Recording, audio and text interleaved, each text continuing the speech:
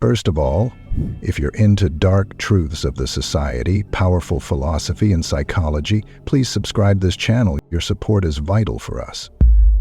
Let's begin with a truth. Nothing in life is random. Not the harsh words, the betrayals, or the quiet loneliness of standing in a room full of people who don't see you. Your soul didn't stumble into this mess by accident. You are here because you were built to endure it. Think of a tree that grows sideways, twisted by relentless wind. Its roots dig deeper, its trunk grows stronger. Toxicity, whether from family, friends, or the world, is your wind. It shapes you, not to break you, but to reveal the steel in your spine.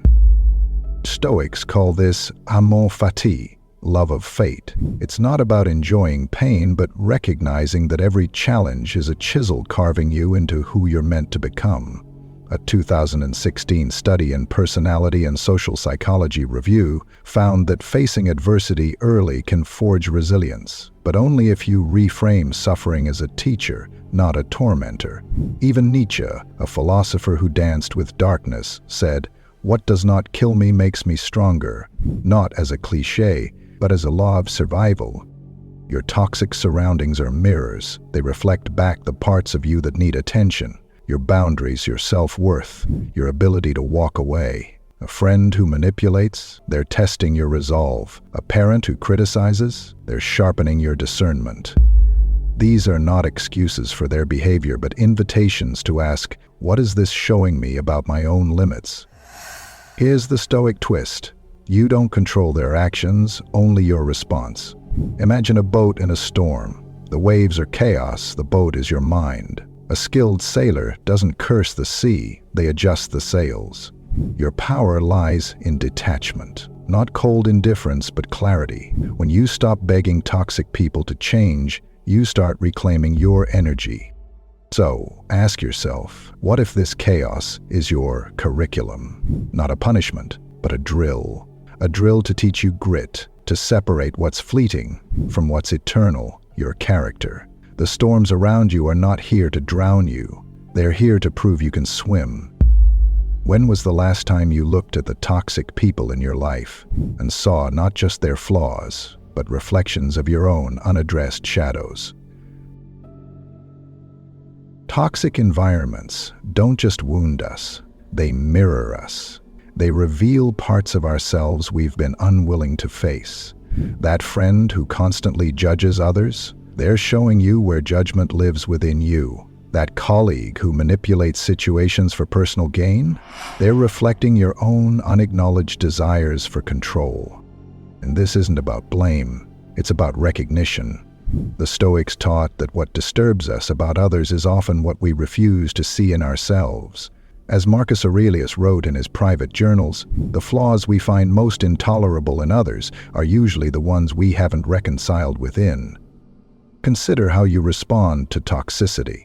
Do you meet manipulation with manipulation, passive aggression with your own subtle attacks? Or perhaps you retreat, allowing boundaries to be violated repeatedly while resentment grows quietly within you. These responses aren't random. They're patterns established long before these current relationships began. The psychological concept of projection explains how we unconsciously attribute our own unacceptable qualities to others. What irritates you most in toxic friendships often points directly to your own unhealed wounds. This is the gift hidden within difficult relationships. They expose with perfect clarity the exact places where your growth awaits. The colleague whose disrespect angers you reveals where you still struggle with self-respect. The friend whose betrayal wounds you deeply shows where trust issues remain unresolved. The path of wisdom isn't avoiding these mirrors, but looking deeply into them, not to wallow in self-criticism, but to understand with clarity what needs healing. Toxic environments provide the perfect proving ground for this work. They bring your shadows into sharp focus, offering opportunities for integration that comfortable relationships never could. Ask yourself what qualities in others trigger your strongest emotional reactions. What behaviors from toxic friends or coworkers disrupt your peace most completely? Within these answers lies the map to your own healing journey. The Stoic practice of premeditatio malorum, anticipating difficulties, isn't about pessimism. It's about preparing the mind to use adversity as material for growth. Your toxic relationships aren't happening to you, they're happening for you. Do you sense the weight of invisible chains binding you to cycles that existed long before you were born? Have you noticed how certain toxic dynamics feel oddly familiar, almost as if scripted? What surrounds you now, the critical friend, the emotionally unavailable partner, the competitive colleague who undermines rather than supports, these aren't random characters who appeared in your life by chance. They're manifestations of deeper patterns, ancestral imprints etched into your psyche. These toxic relationships didn't begin with you. They're the culmination of unhealed trauma, unspoken truths, and unconscious programming passed through generations. The friend who cannot celebrate your success carries the scarcity mindset of ancestors who knew genuine deprivation. But here's the profound truth that changes everything. You were positioned precisely at this juncture in your lineage's timeline to break these cycles.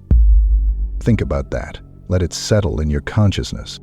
You weren't placed in these difficult relationships to continue the pattern. You were placed here to end it.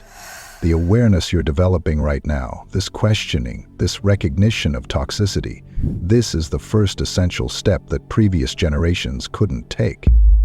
The Stoics understood that true freedom comes not from controlling external circumstances, but from mastering our internal responses. As Seneca noted, we suffer more often in imagination than in reality.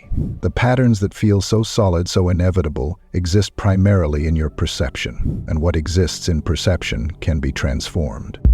To break a generational pattern, you can't and shouldn't confront directly. Rather, you must first recognize it, then experience it fully, and finally choose a different response. This is why the toxic friend who triggers your deepest insecurities is, paradoxically, offering you the opportunity for liberation that your ancestors never had. Research in epigenetics suggests that trauma leaves molecular scars that can be passed through generations. But equally important is the finding that these patterns can be interrupted through conscious awareness and new choices. When you recognize the toxic dynamic for what it is, not a personal failing, but an inherited pattern, you create space for choice where before there seemed only reaction. Ask yourself, what familiar patterns do you see repeating across different relationships in your life? Where do you feel most trapped in predictable dynamics? These patterns aren't your destiny. They're your invitation to become the pattern breaker. Have you spent years believing that if you could just find the right words, the perfect approach, or demonstrate enough patience, you could transform the toxic people in your life? This belief that we can fix others is perhaps the most persistent illusion that keeps us trapped in harmful relationships. It's a seductive thought that appeals to our natural desire to help, to heal, to make things better, but it's fundamentally misguided. The Stoic philosopher Epictetus clearly distinguished between what is within our control and what isn't. Make the best use of what is in your power, and take the rest as it happens. The uncomfortable truth is that another person's behavior, thoughts, and healing journey remain firmly outside your control. It's because transformation cannot be imposed from outside. It must arise from within. The psychological principle of internal motivation tells us that meaningful change happens only when a person genuinely desires it for themselves, not when it's demanded by others. A toxic colleague won't suddenly develop empathy because you've explained why their behavior is harmful. Your manipulative friend won't abandon control tactics because you've pointed out the pattern. These changes require internal work that only they can choose to undertake. The path of wisdom lies not in trying to fix them, but in recognizing your responsibility ends at your own boundaries. You can model healthier behavior. You can establish and enforce clear limits. You can choose how you respond, but their journey belongs to them alone. This recognition isn't about abandoning hope or compassion. It's about directing your energy where it can actually create change. within yourself. The Stoics didn't advocate indifference to others' suffering, but clear-eyed recognition of what we can and cannot influence. When you release the burden of trying to fix toxic people, you reclaim the energy needed for your own growth. You step out of the exhausting cycle of effort and disappointment that has likely dominated these relationships. Ask yourself, what would change if you accepted that the toxic people in your life may never transform into who you wish they would become? What possibilities might open if you redirected that energy toward your own development instead? When was the last time you felt that knot in your stomach, knowing you needed to set a boundary but fearing the consequences if you did? Boundaries with toxic individuals aren't merely suggestions or polite requests. They're the essential architecture of your self-respect. They define where you end and others begin. Yet for many raised in dysfunctional environments or surrounded by manipulative friends, boundaries feel foreign, even forbidden. Consider how you've been conditioned to respond when someone oversteps your limits. Do you accommodate their behavior to keep peace? Do you silence your discomfort to avoid conflict? Do you doubt whether you deserve to have boundaries at all? These responses aren't random. They're survival mechanisms developed in environments where your needs were secondary. The psychological concept of boundary ambiguity explains how unclear personal limits create continuous stress and confusion in relationships. Setting boundaries with toxic people isn't selfish, it's necessary. It's not an act of aggression, but one of profound self-care. As the Stoics understood, we cannot control others' actions, but we can absolutely determine our response. When you clearly state, "I will not participate in conversations where my character is attacked," or "I need to step away when voices are raised," you aren't attempting to control the other person. You're simply defining the conditions under which you'll engage. Boundaries often trigger resistance precisely because they're effective. The friend who calls you too sensitive when you object to their sarcastic remarks. The colleague who accuses you of making things difficult when you decline to cover their responsibilities. They're responding to the disruption of established patterns that previously benefited them. This resistance doesn't mean your boundaries are wrong, it means they're working. Effective boundaries require three elements: clarity, consistency, and consequences. You must clearly articulate your limits, maintain them consistently rather than selectively, and be prepared to enforce consequences when they're violated.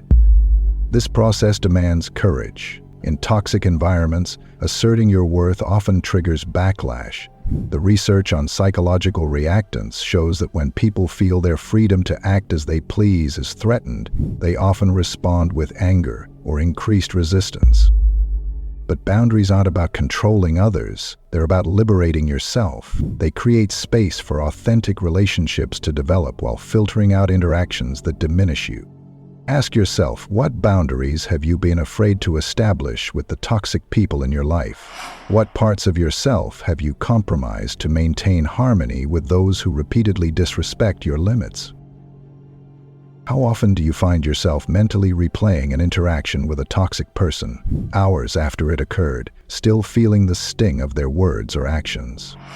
This emotional entanglement, where their behavior continues affecting your inner state long after the encounter has ended, represents one of the most subtle yet powerful ways toxic individuals maintain influence over you. True freedom requires mastering the art of detachment. Detachment isn't abandonment or coldness. It's the practice of creating psychological distance between yourself and others' toxic behavior. The Stoic concept of apatheia, often mistranslated as apathy, actually refers to this freedom from being controlled by external circumstances and others' opinions. Consider how deeply you've internalized the judgments of toxic friends or colleagues. Their criticism becomes your inner voice. Their disappointment becomes your shame. Their expectations become your prison. This happens because you've unconsciously given their perspective authority over your self-perception. Detachment begins with recognition. When someone behaves toxically, pause and silently acknowledge, This behavior reflects their inner state, not my worth. This simple mental distinction creates crucial separation between their actions and your identity. The psychological concept of differentiation describes this ability to maintain your sense of self while in relationship with others. Poorly differentiated individuals absorb others' emotions and judgments as their own. Well-differentiated people maintain clear psychological boundaries, even in challenging interaction. Practice observing toxic behavior with curiosity rather than absorption. When a manipulative friend attempts to trigger guilt, notice the technique rather than succumbing to the emotion. When a passive-aggressive colleague makes a cutting remark, examine the insecurity driving their behavior instead of internalizing their words. This doesn't mean ignoring genuine feedback or refusing accountability. It means distinguishing between constructive input and toxic projections designed to control or diminish you. Physical distance often helps develop emotional detachment. Limiting exposure to toxic individuals creates space to strengthen your internal boundaries. As Marcus Aurelius advised, the best revenge is to be unlike him who performed the injury.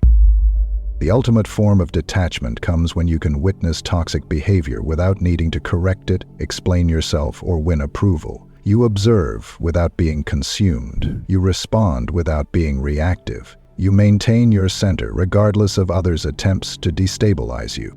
Ask yourself, whose opinions and judgments have you given too much power in shaping your self-worth? What would it feel like to hold their perspective as just one limited viewpoint, rather than an authoritative assessment of your value?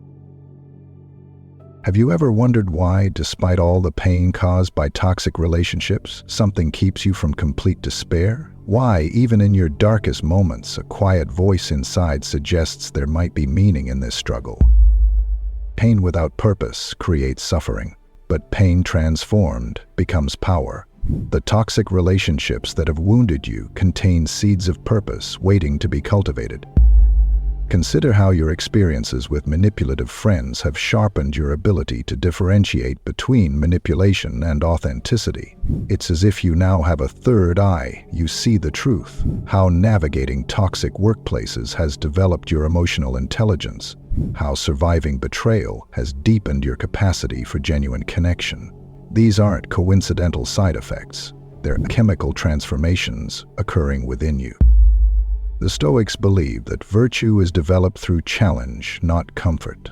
As Seneca wrote, difficulties strengthen the mind, as labor does the body. The hardships you've faced haven't just happened to you, they've happened for you, forging qualities that couldn't have developed any other way.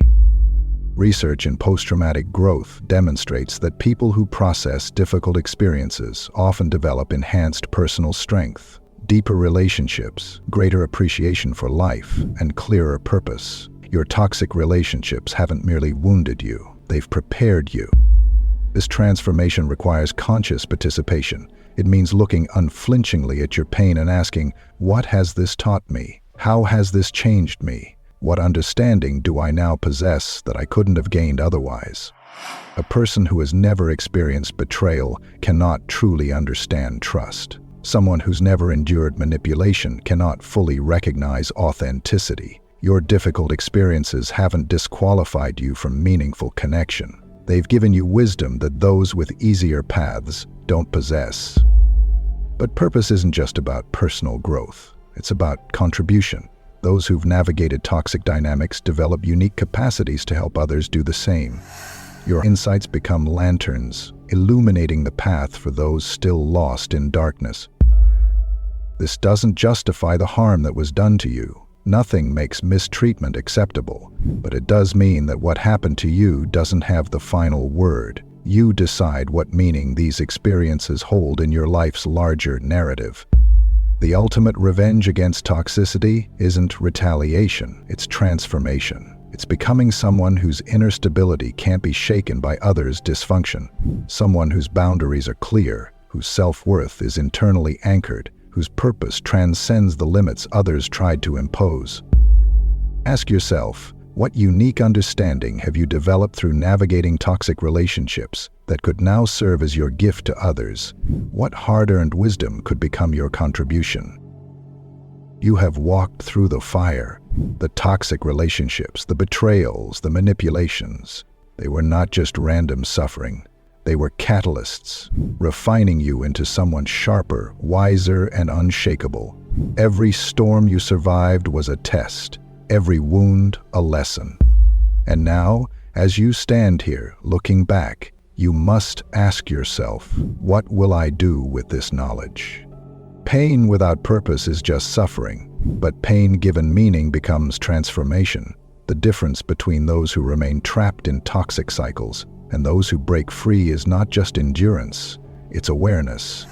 You now see the patterns, you recognize the projections, you understand that you cannot change others, only your response. This is your power. But knowing is not enough. Action is the final step.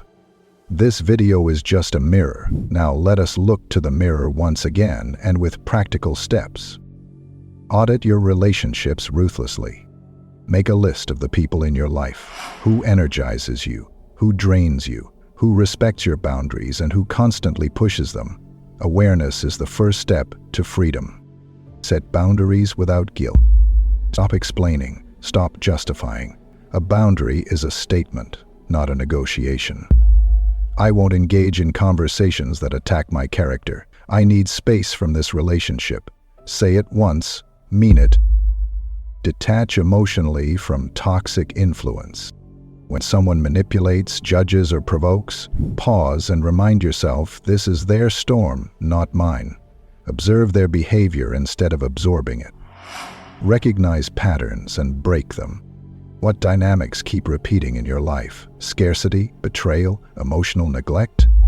Your role in the story can change. Make a different choice than you have before. Let go of the illusion of fixing others. You cannot save people who do not want to be saved. Let go of the weight of trying. Redirect that energy into healing yourself. Use adversity as a mirror for growth. Transmute pain into purpose. The lessons you've learned, how can they help others? Whether through art, writing, conversation, or mentorship, your survival story is a roadmap for someone still lost in their storm. This is not the end, it's the beginning. In this channel, we not only discuss surviving life, but thriving in it with power. You'll rise like a phoenix. What is not broken can't be rebuilt stronger. This is Tribe of Sigmas, and let me welcome you. You are not who you were before. You are stronger, clearer, and more intentional.